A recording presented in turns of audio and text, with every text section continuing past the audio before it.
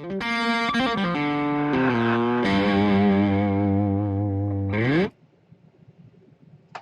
hello, class. How are you doing? That wasn't a ringing endorsement, Leanne, but I'm going to go ahead and get started anyway. Might as well. I'm hoping that I'm the thing you wanted to see today that would make you smile, Leanne. Come on now. At least for the next 50 minutes, I want you to be as happy as you can possibly be. Etta, it's good to see you. Etta, Stephanie. Who else do we have on today? It looks like we've got 4 people. Gosh, kind of a small crowd today. Hopefully some people will join us. But if not, I have the 4 most important people in class, so that's all that matters to me. You folks doing well? Oh, Jay's here. Good to see you, Jay. How are you doing? Well, good. Leanne, I hope I can at least be a little bit of a positive in your day.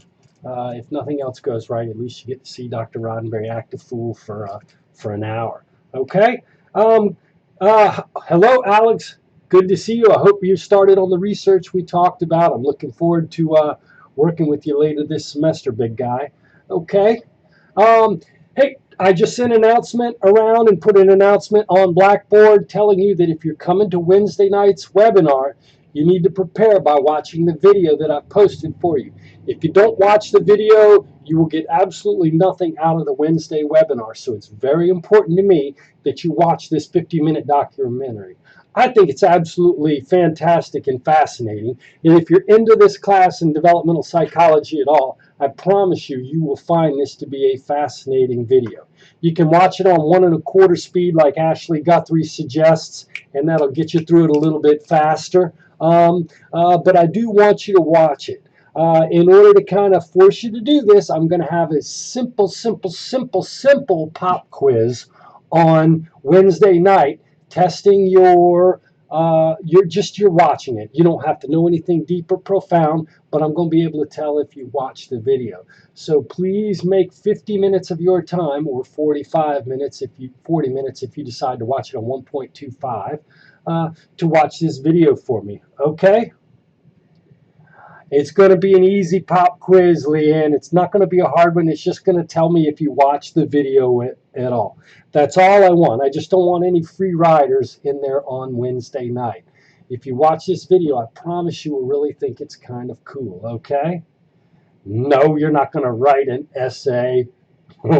I like that, Lane. You're sweating. Funny. Very funny guy.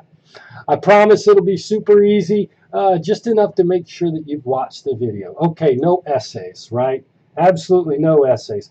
Hello, Amal. It is good to see you today. Wow, look at that. We've got 10 people. Okay, we got some people showing up in class. Fantastic. We are in week 4. Did you realize we are almost a quarter of the way done with this semester, Leanne? We are a quarter of the way through this, so you can do it, Leanne. You can do it, everybody. Keep pushing, keep pushing, keep pushing. Now, this is probably midterm exam week for most of you. I'll bet a lot of you have exams coming up in your class, and you do have an exam coming up in this class. It'll be available Friday morning, and it will be available through Sunday night. So you'll have all weekend to work on that exam, okay? It'll appear Friday morning in your exams folder, and if you need any help finding it, just send me a text, and I'll be more than happy to let you know. Maybe, Alex. Yes, yeah, why not? Maybe we'll do a review session. Would that help you out? Maybe we'll do one. It'll have to be Thursday. Maybe Thursday afternoon or something, maybe? Let me know in the chat bar. I'm going to go ahead and get started today. All right. Review sessions are the best. Okay, cool. And you know, since this is a smaller class, Leanne, we're not going to do it on YouTube. We'll probably do it in Microsoft Teams, okay? Okay, I will make sure that it does not mess with your library appointment, Leanne. Okay, so today we're going to talk about physical development in infancy. We're going to talk about the expectations for growth during the first 2 years, the neurological changes that occur in infants as infant brains mature, and we'll talk about the role of sleep patterns during sleep in infancy, and then we're going to talk about infant nutrition and breastfeeding and SIDS and stuff like that, okay? So let's orient ourselves from chapter 1. If you remember from chapter 1, I suggested to you that this book is organized using two systems. The first is by age group. And we just finished talking about the prenatal period, and we're now talking about infancy, which is birth to 2 years of age. And each section we're going to move to an older age group. So we'll talk about early childhood starting in a couple of weeks, and then we'll talk about middle and late childhood in about a month and a half, and then adolescence, and we're going to keep moving through these age groups. So today we're talking about infancy, and I suggested to you that not only do we break it down by age group, but developmentalists break it down by psychological process. All right, so there's biological development, which is the neurological development that underlies everything. And then there's cognitive development, which is how developmental abilities unfold as we grow older. And then there's socio-emotional processes. So in chapter 4, which is today, we're going to talk about physical development in infancy, the top circle, biological processes.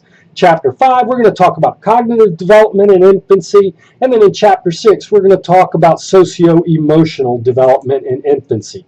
So we're going to repeat this pattern. In chapter 7, we're going to talk about physical and cognitive development in infancy. In chapter 8, we'll talk about socio-emotional development in infancy. Okay? So what we're going to do is we're going to keep going through each age group talking about physical, cognitive, and socio-emotional development. Does that make sense to everybody? I'm hoping it does. We're going to go ahead and carry on. So, now, if you'll see on the far left, what I'm going to talk about over the course of this semester is the leading causes of death. Remember, I suggested to you that one of the advantages of the developmental perspective is that we've increased the average lifespan and quality of human lives. And we do that because we know what kinds of things we have to worry about for each and every age group.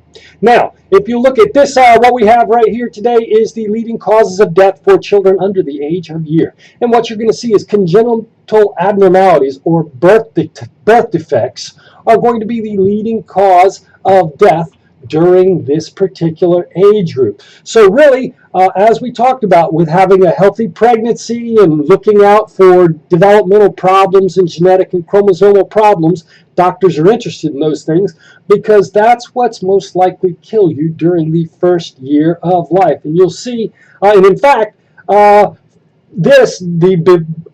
than 1 year is the most dangerous time in your entire childhood and adolescence. This is the most dangerous time for many years to come. And it's because those things that, those birth defects, those developmental problems are what cause children to die during this group. Now, we're going to talk this semester a little bit about thriving. Thriving is a term we use to say that a baby is not only surviving, but growing and developing. If we talk about biological thriving, we talk about cognitive thriving, we talk about socio-emotional thriving. This is the thriving implies growth and positive development. And in fact, there's a diagnosis that psychologists sometimes use called failure to thrive, and it's used to describe when children aren't developing their physiological abilities, aren't exploding and developing as they should. And sometimes that's important in clinical diagnosis later in life. You might notice that the child had difficulty during the first year of life. Exactly, and that's why unintentional injuries. Now, it turns out that unintentional injuries are going to become the leading cause of death after the age of 1 all the way through about 18 years of age. It's accidents, Etta. The first year is congenital abnormalities, but after that, it's going to be those stinking accidents. So buckle your seat belts. Don't make sure your cabinets are child-proof, and don't let your kid stick anything in the light sockets, because that's what's going to be the most dangerous after this first year. Okay. Right, a padded room. Yeah, that might even be best. Good deal. So the physical growth expectations. Okay, the average newborn is going to be about 20 inches long and about 7.5 pounds. 90% of all newborns are going to be somewhere between 18 and 22 inches long and between 5 and 10 pounds. And you know what? Babies grow about 1 inch per month during the first year.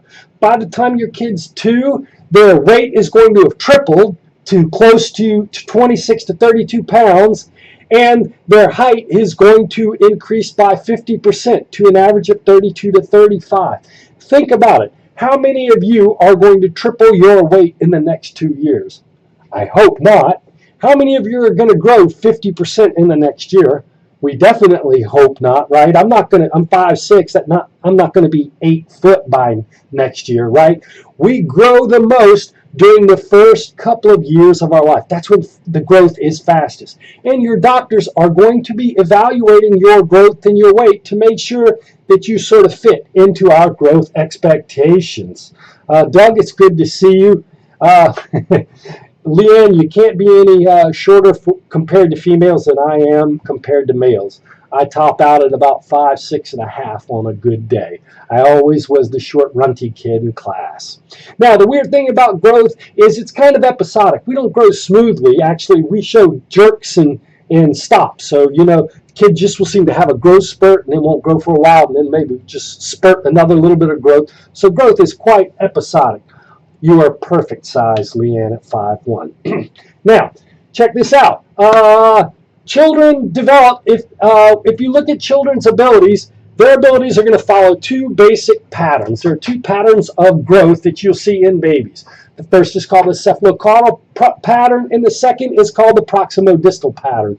And these are patterns of behavioral abilities, okay? So when children develop, their ability to move their body kind of starts from the top and works its way down. So children learn how to lift their head first, they learn how to turn their torso first, and then they learn how to move their legs and walk. So if you look at the behavior of children's developmental patterns, you'll notice that the control of the body seems to start from the head and move towards the feet.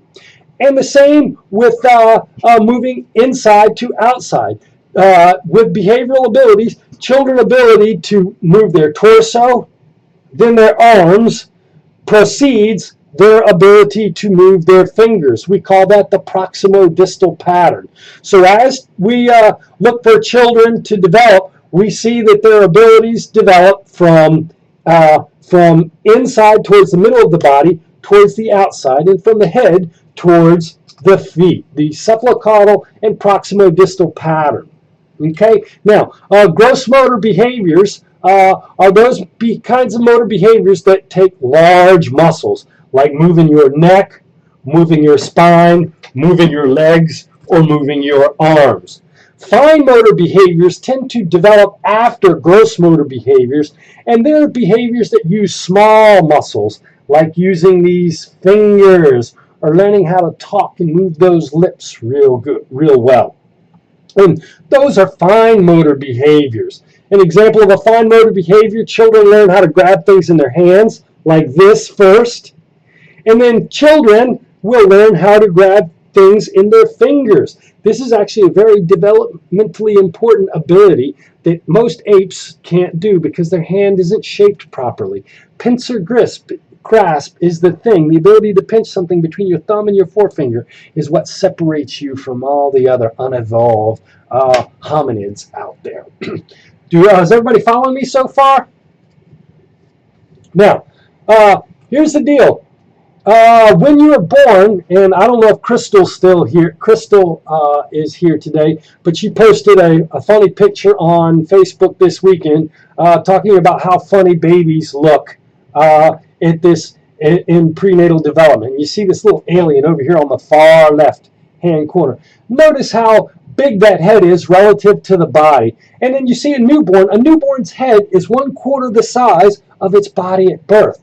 Now, if you grew up and looked like an adult like that, you'd have a big bulbous head and you would look quite funny. Notice that the adult head is only 1/8 the size of the rest of the body. So your brain is actually closest to adult size at birth, even though the baby can't do much of anything. And the head is going to be the part of your brain that your head is going to be the part of you that grows the fastest during the first couple of years of your life. Exactly. In fact, your head is going to be 75% of its adult size at 2 years. You're still going to be 3 foot tall, half of your normal distance, but your head's going to be super big. So your head grows much, much faster. Now, your brain is very vulnerable at this age, and one of the things that you have to be careful is providing good support for your child's neck, because they've got this big old noggin on a weak neck. And so you have to be careful and give them lots of head support at this age. And you definitely do not need to shake your baby's head. If you do that, you can cause trauma to the brain, which includes brain swelling and hemorrhaging. And this definitely can lead to serious damage and death of the baby. Now, it turns out if you look at cases of shaken baby syndrome, what you're going to see is a lot of times it tends to be fathers, daycares, workers, and boyfriends that get frustrated and tend to shake that baby. Please, please, please be careful. If you have a baby, and you know what, when you have an infant, sometimes they drive you nuts and you're about to lose your mind. I've been there, I've done it. There is nothing wrong with putting your baby down and walking outside and letting that baby cry for 30 seconds or 2 minutes while you compose yourself. Please, please, please don't ever let your emotions get the best of you and follow that impulse to shake your baby because you're frustrated with them. Get up, leave the room, let them cry, and relax yourself. Very, very, very important, okay? Now, here's the deal. There are 2 changes in your brain. Yes, it is, Etta. Yes, it is. Yeah, you know what? Sometimes dads do play too rough. You got me there. You're right, Asha. Guys, we have that testosterone running around. We tend to play a little aggressive. A good point. Now, here's the deal. After you're born, your brain is changing in 2 broad ways. Now, here's the thing.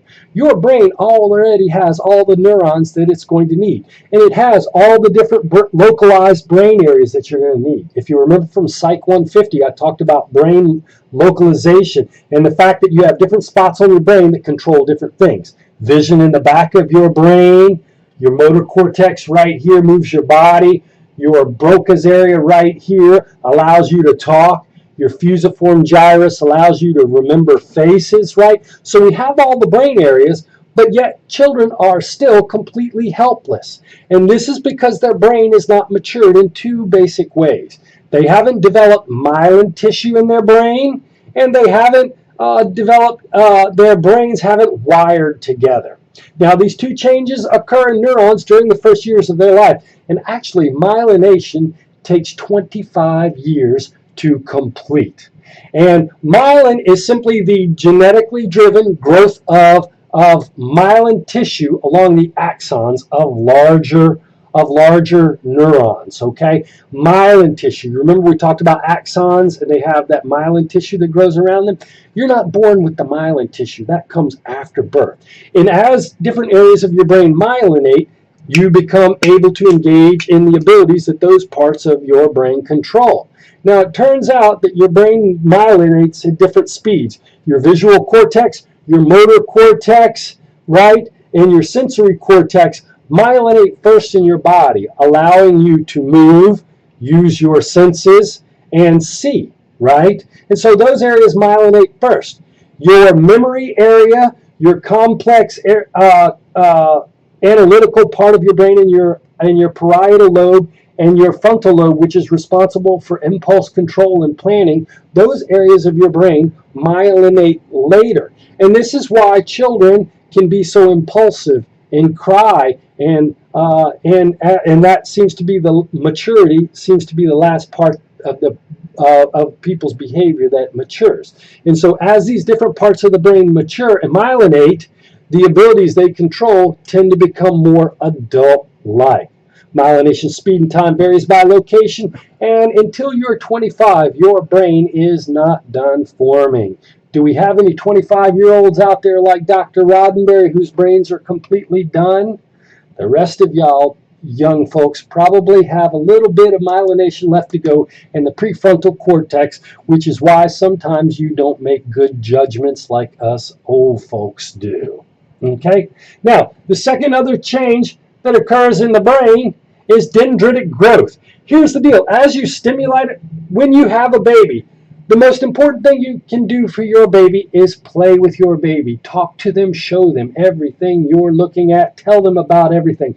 You don't need to teach your kid Greek. You don't need to teach them math. You don't need to teach them history. You don't have to make them multilingual, although you can if you want.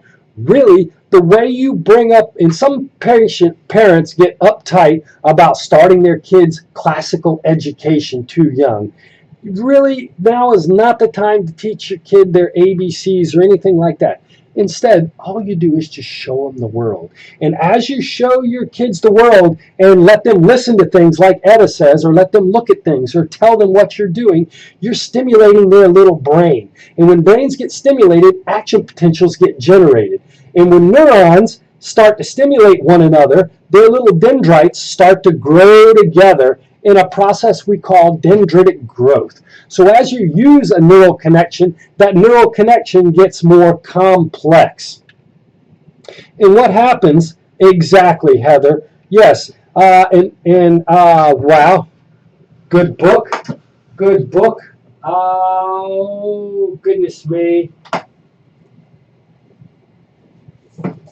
By Miseducation by David Elkin says that, you know what, sometimes there's too much pressure on formal education in kids. And instead of giving them a love for learning, all we do is give them anxiety. And he suggests that really what we need to do is play with our kids first. And you know what, if your kid doesn't learn to read until the age of 6 years old, that's not bad. But if you try to force a 3-year-old to read, what you can do is you can make him an anxious person. Anybody interested in that topic should read this book by David Elkin, The Miseducation. And so the idea is really you just want to play with your kid during the first year. And if you've ever been to the toy aisle, the infant toy aisle in Walmart, what you're going to see is that all the infant toys are just lights and mirrors and funny things to look at and sounds to make, and it stimulates the brain.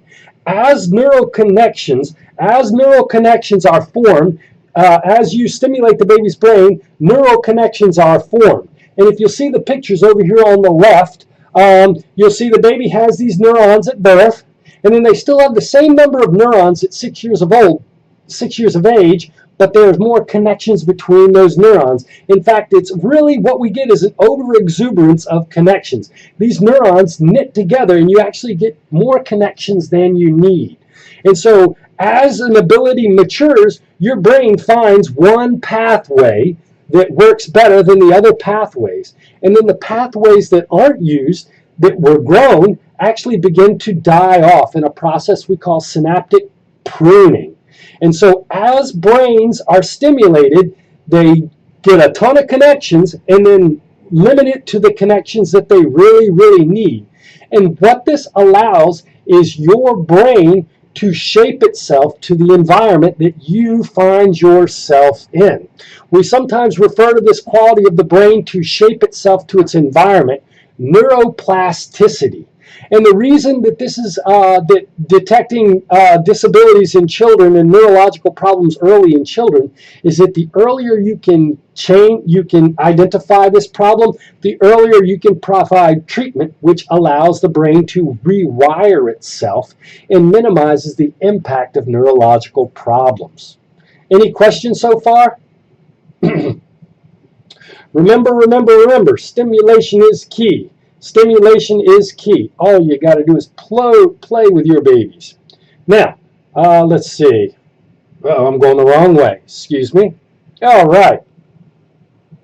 Brains need stimulation. Brains need stimulation for normal development. Children in a deprived environment. There was a study done of children in a Romanian orphanage who were not given any stimulation. And what you can see is that their brains showed less activity at a later date. It's almost as if their brains didn't learn didn't learn to become active, and they weren't able to process information as actively as children who were brought up in normal environments. Now, I don't know if any of you have ever heard of the Head Start program, but Head Start was actually designed to provide stimulating environments for children in at-risk environments. So some children are born into families where mom or dad may have an alcohol or a financial or a mental health problem that prevents them providing the right kind of stimulating environment.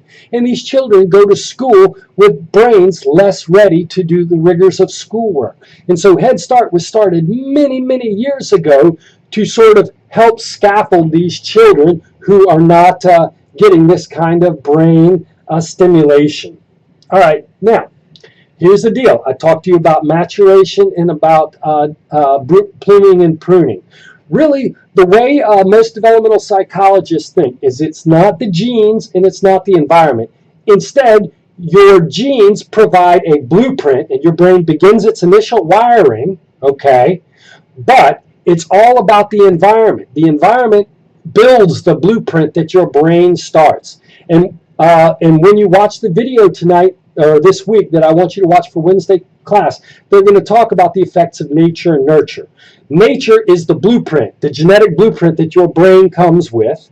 And then nurture, the environment, builds that blueprint. You need both of these in order for your brain to develop normally. And we call this combination point of view the neuroconstructivist point of view. There are definitely studies about that. Typically, these studies talk about differences that you're going to see in terms of socio-emotional development, in impulse control, in attachment quality. Really, as long as a child is in a stimulating daycare environment, because if you think about it, there's lots of kids, lots of things to see and do in daycare environments, good daycare environments. Really, it's not going to be as big a difference. In fact, you may, if this child stays at home with mom, then mom, or excuse me, not mom, that is so sexist, with the parent. I was actually the stay-at-home parent when my kid was born. And it's more pressure on the parent to actually stimulate that kid. Okay, yeah, preschool's a ton of fun, man. You learn your shapes, you learn your colors, you get to put stuff in your mouth, you get to take naps and get snacks. Daycare's a blast. Okay.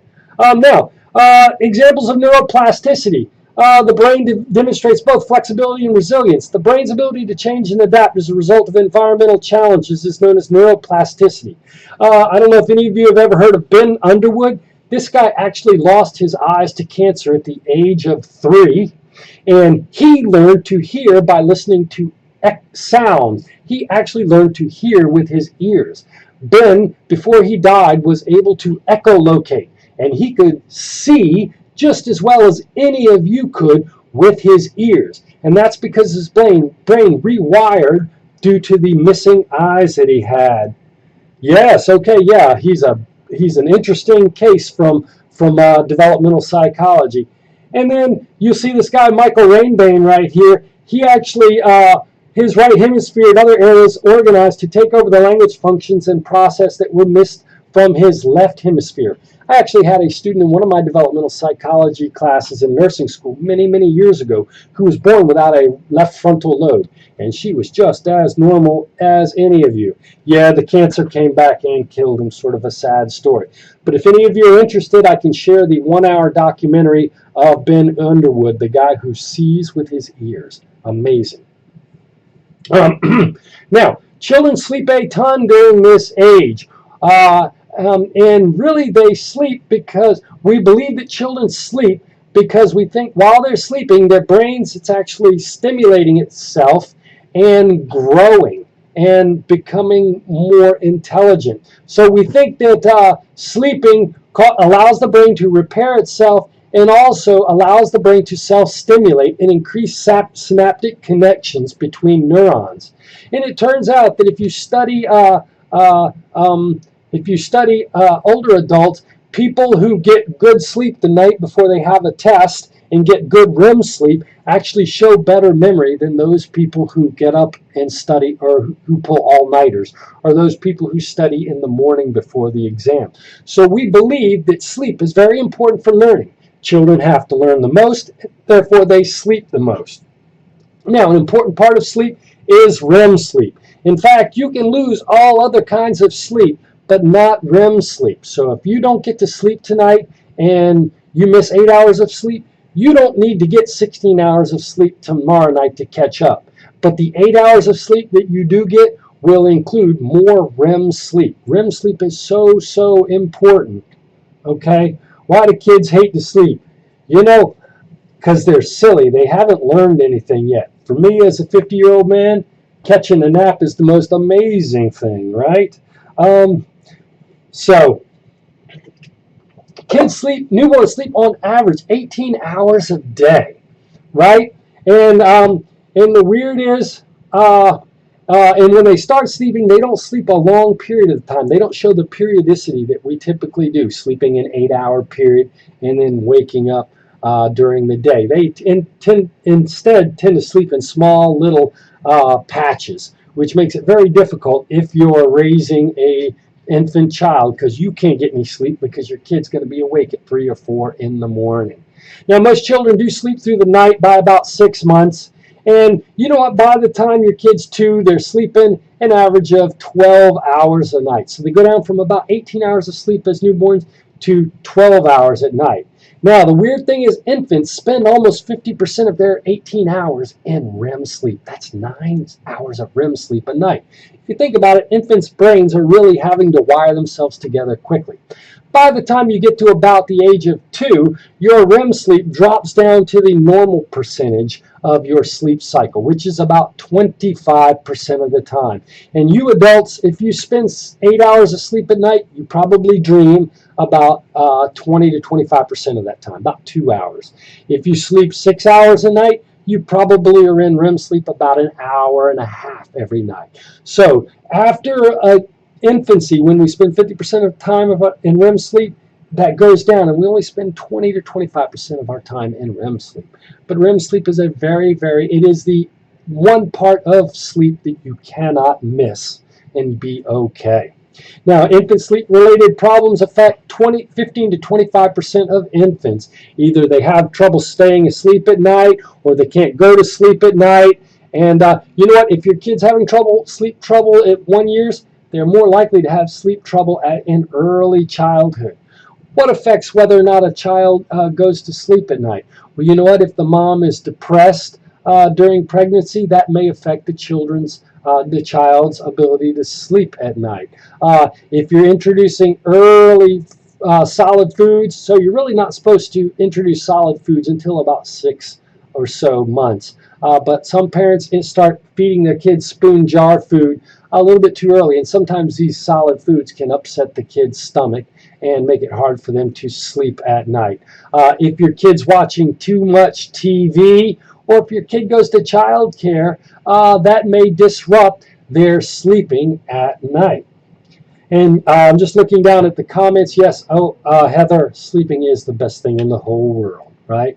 Now, SIDS, sudden infant death syndrome, occurs almost exclusively during the first year of life, usually in children under the age of 6 months or so. And it's the sudden, unexplained death that occurs to a child in the middle of the night. I had a good friend whose child died of SIDS on a Thanksgiving day. And it was the most horrible thing that I've ever seen happen. And nobody knows exactly why it happens. However, there are some things that sometimes predict when SIDS is going to happen. And if you see the list right here, kids with abnormal brainstem functioning or heart arrhythmia, kids with sleep apnea or low birth weight. You see the low birth weight here. I know, same with me, Heather. That is terribly sad. And that's one of the things that freaked me out as a parent. Remember we talked about low birth weight not being great? It makes your child more likely to die from SIDS.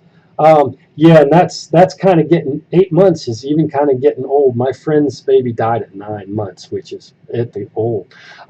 Children in lower socioeconomic groups children who are passively exposed to smoke, or if the mom smokes, and if you share the bed with parents or sleep in soft bedding, right? So these are all the risk factors. Now, if you want to, you can't prevent anything, but you can give yourself the best chance to avoid this particular problem by breastfeeding your child, turning the fan on at night with the child, and sleep on their stomachs. Holy cow, sleep on their stomachs.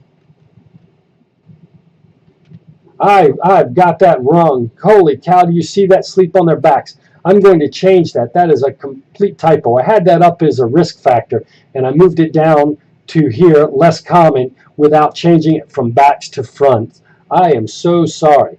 African American and Eskimo infants are 4 to 6 times as likely as all others to die of SIDS. And so when we know these kinds of risk factors, we can help educate parents, which again leads to lower death rates and higher average lifespan.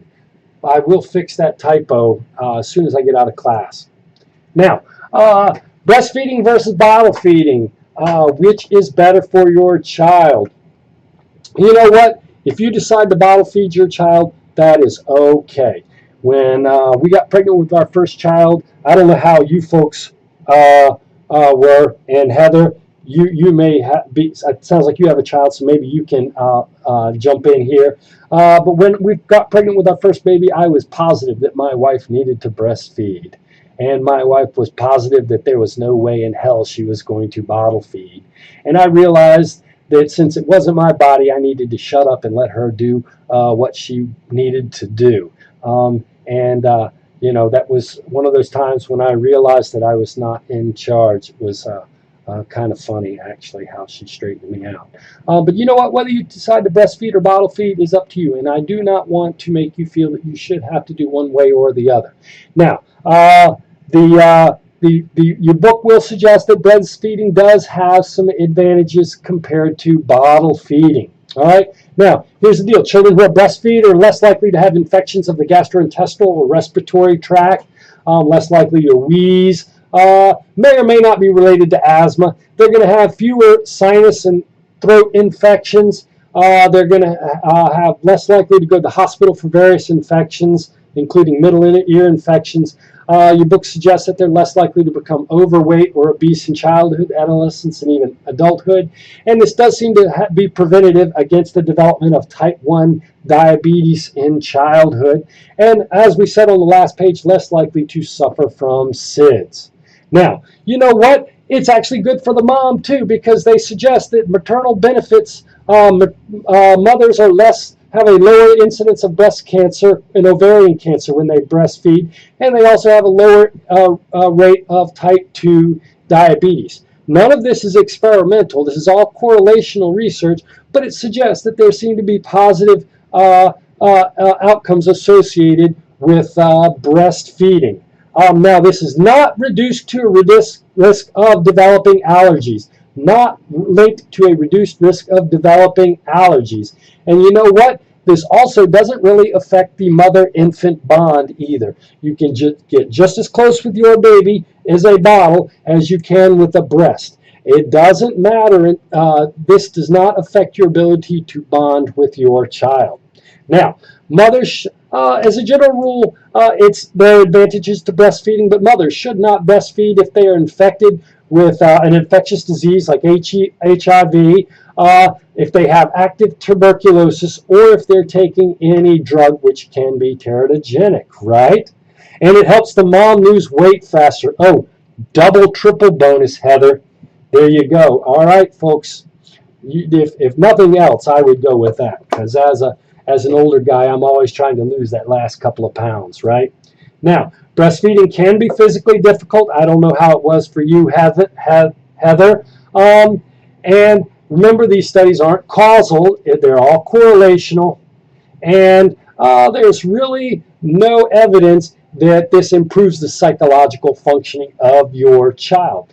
But if you choose to do breastfeeding, there are some positives that are associated with it. Okay. Now, infants should consume about 50 calories per day for each pound they weigh. So your 7-pound baby, you want that baby eating Let's see, 350 calories a day.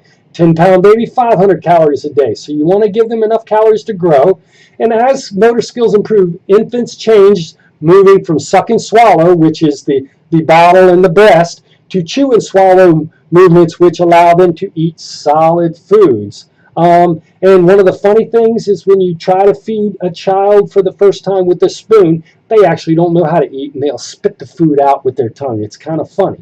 You actually have to learn how to work your throat and your tongue to eat food. Now, if you want to keep your kid from being picky and not eating fruits and vegetables, you got to get fruits and vegetables in their diet as quickly as possible. Sadly to say, here in the United States, the most common vegetable fed to 15-year-old are French fries. McDonald's French fries are not a healthy food, folks. Give your kids some peas and some carrots and some vegetables, some fresh vegetables and some jarred vegetables, because that's what they need to eat. And it is a messy job starting solids. Kids are terrible. You have to make sure to get yourself those bibs.